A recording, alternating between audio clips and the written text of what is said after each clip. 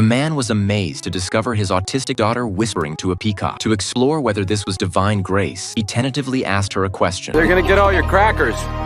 Instead of remaining silent as usual, his daughter lifted her little face and gave him a radiant, sunshine-like smile. A wild idea took root in his heart. He would buy this abandoned zoo and create a childhood filled with love and miracles for his daughter. When Benjamin told his brother about this decision, his brother thought he had completely lost his mind. He clearly remembered it was a bankrupt wildlife zoo covering an area as large as 18 football fields, home to over 50 species of animals, including 7 endangered species. More troublesome was that the real estate developer was selling the zoo bundled with a mansion, meaning Benjamin would have to take on all the animals and staff if he wanted that dream house. With Benjamin's meager savings, he probably couldn't even cover the first month's operating costs. Benjamin's eyes sparkled with determination as he calculated carefully. The zoo's main profit period was during the summer tourist season. If he could complete renovations and reopen within 5 months, he might actually turn a loss into profit and even generate substantial revenue. When his son Dylan heard about moving the entire family to a suburban zoo, his face immediately fell, as this meant leaving behind familiar city life and saying goodbye to close friends, essentially giving up everything he currently had. In stark contrast to his son's complaints was his little daughter's barely contained excitement. We bought a zoo!